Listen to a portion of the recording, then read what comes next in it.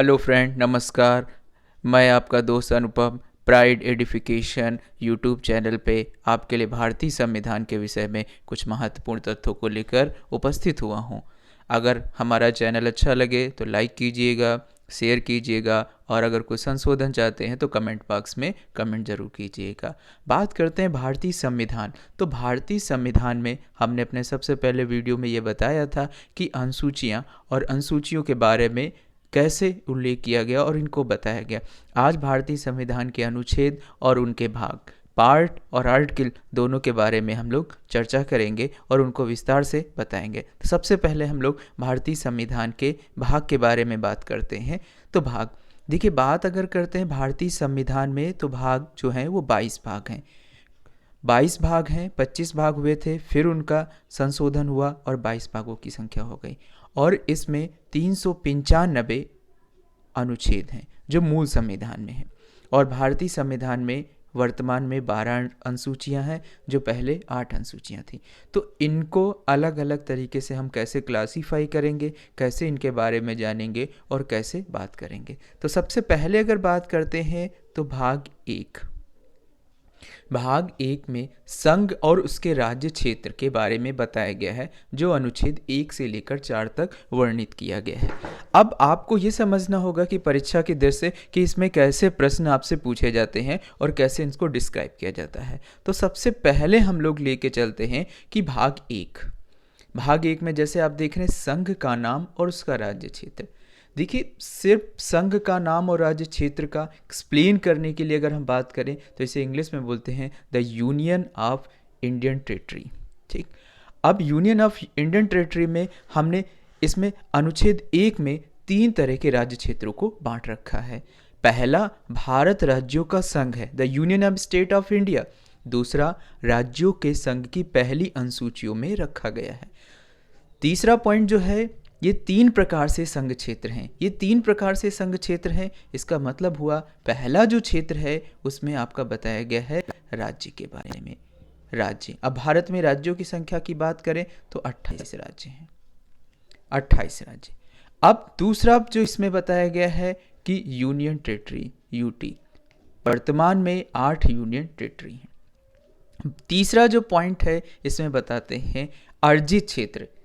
अर्जित क्षेत्र जो रिजर्व हैं वो हमारे हैं 0। तो इस तरह से पहले अनुच्छेद में जो बताए गए हैं बात है उनको बहुत अच्छे से क्लासीफाई किया। पहला आप देख रहे हैं राज्य क्षेत्र, और राज्यों की संख्या 28 है, यूनियन टेरिटरी 8 है और अर्जित क्षेत्र हमारे यहाँ 0 है। तो ये पहले अनुच्छेद को क्लासीफाई करके बात करता है। दूसरे की बात करते हैं राज्य का प्रवेश और स्थापना। अब बात होती है राज्य का प्रवेश और राज्य की स्थापना। तो देखो, संसद राष्ट्रपति की पूर्व अनुमति से जब तक अनुमति सूचना देगा कि किसी भी विदेशी राज्य क्षेत्र को भारत में कैसे मिलाया जाएगा। तो अगर ये बात की जाए तो सबसे पहले अगर बात करते हैं तो हमारा एक 22वां संविधान संशोधन हुआ था वर्ष 1975 में। इसके अंतर्गत सिक्किम को भारत के राज्य क्षेत्र के में शामिल किया गया था। 16 मई 1975 को 36वां संविधान संशोधन हुआ और 22वां राज्य हमारा भारत में शामिल हुआ। संविधान संशोधन कौन सा हुआ था? 36वां था। तो कई बार परीक्षा में 2 तरह से क्वेश्चन पूछे जाते हैं, 36वां संविधान संशोधन था और 22वां राज्य सिक्किम के रूप में शामिल हुआ। तो ये हमारे अनुच्छेद 2 को बताता है कि कोई भी राज्य क्षेत्र में विदेशी राज्य हमारे देश में कैसे प्रवेश लेगा, कैसे उसमें शामिल होगा। तीसरा जो है वो परीक्षा की दृष्टि से बहुत महत्वपूर्ण है कि राज्य का निर्माण, सीमाओं और नाम में परिवर्तन।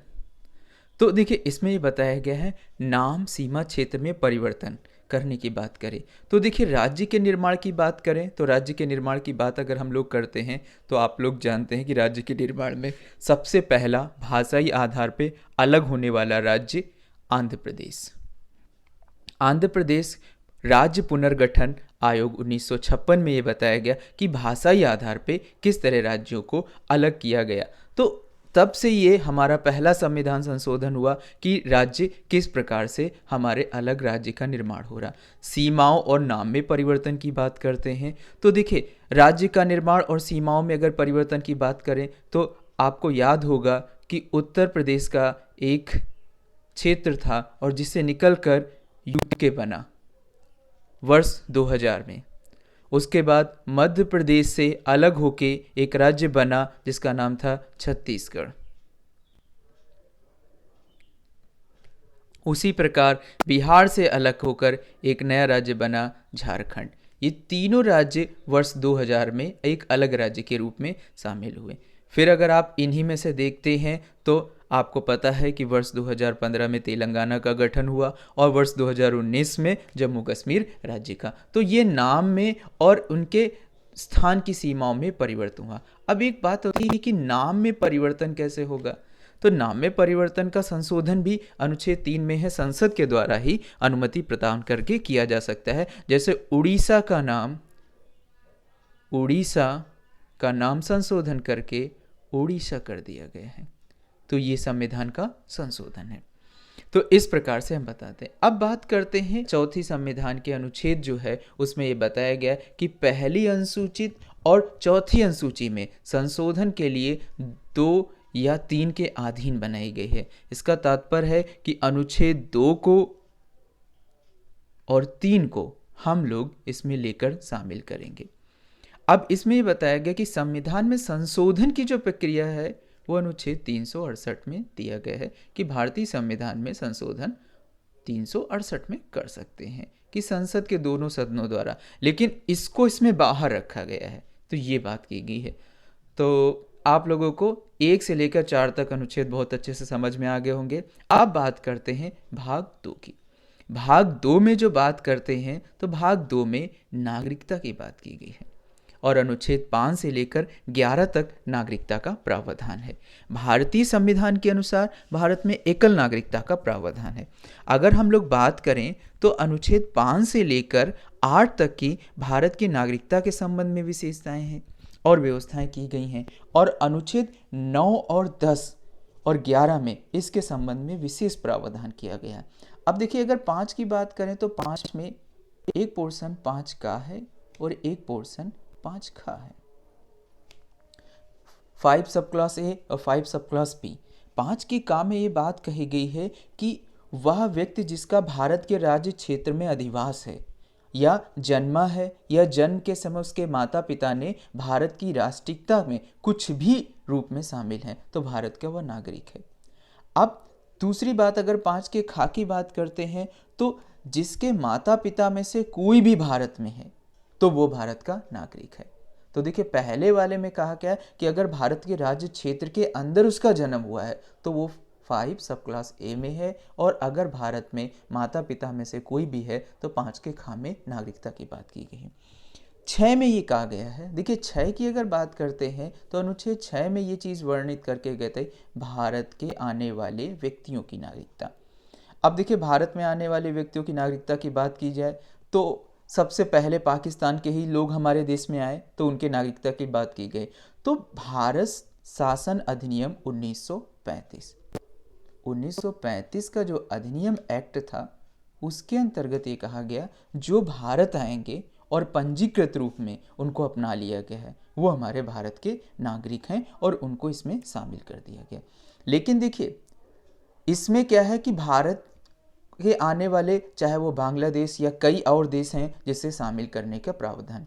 लेकिन अगर बात की जाए कि साथ में पाकिस्तान जाने वालों को नागरिकता, अगर जो हमारे देश में है और वो हमारे देश को छोड़कर पाकिस्तान में जाते हैं और कुछ समय के लिए वहाँ निवास करते हैं तो उनकी नागरिकता बनी रहेगी। अगर वो नागरिकता हमारे देश के नागरिक हैं और वो पंजीकृत रूप में नागरिकता वहाँ के अपना लेते हैं तो उनके समापन के बारे में प्रावधान किया गया है।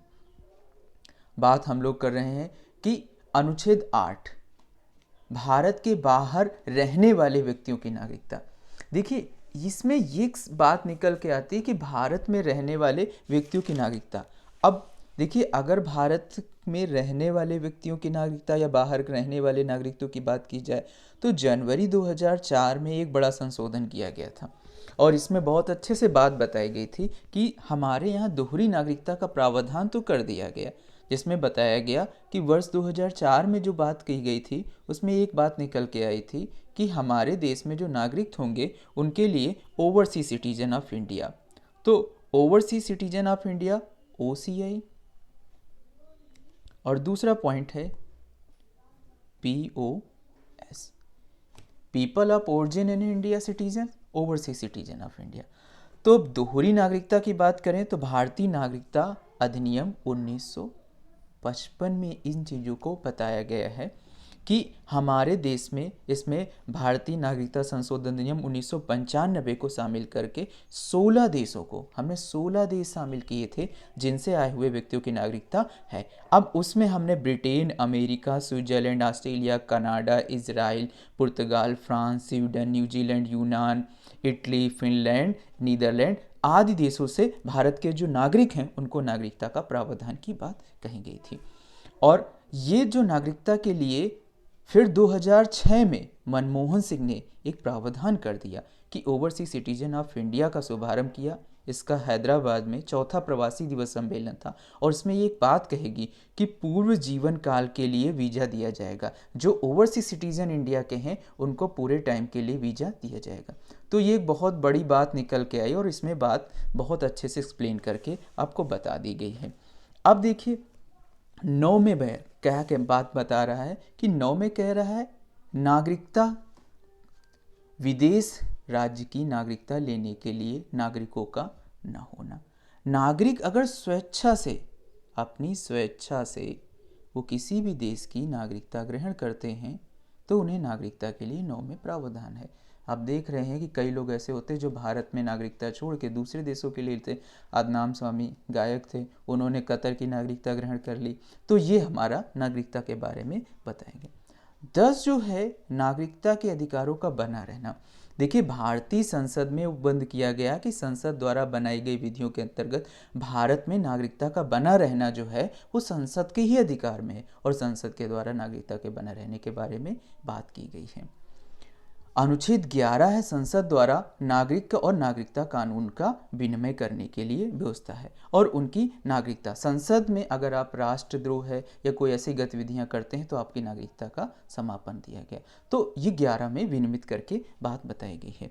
अब अगर बात हम लोग करते हैं कि हमारे देश में नागरिकता अधिनियम कौन कौन से आए, तो देखिए नागरिकता की बात करें तो सबसे पहला नागरिकता संशोधन अधिनियम जो लेकर आया था कि नागरिकता संशोधन अधिनियम सबसे पहले जो हमारे यहाँ देश में आया था वो जो अधिनियम था वो 1986 में था।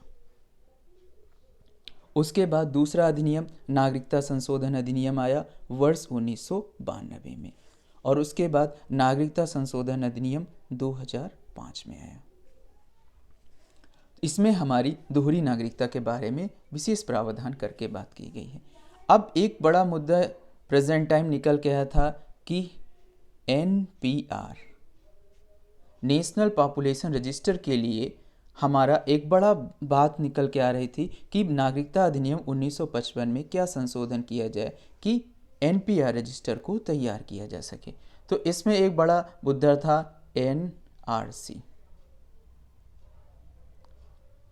NRC के लिए हमने क्या किया था, एक बिल लेकर आए थे पार्लियामेंट में और उसके बात की थी। तो आगे हम लोग इस पे चर्चा करेंगे और आपने हमारा वीडियो देखा, अच्छा लगा, लाइक कीजिएगा, सब्सक्राइब कीजिएगा और आगे भी हमको आपको अच्छे अच्छे नॉलेज के लिए बताते रहेंगे। धन्यवाद, नमस्कार।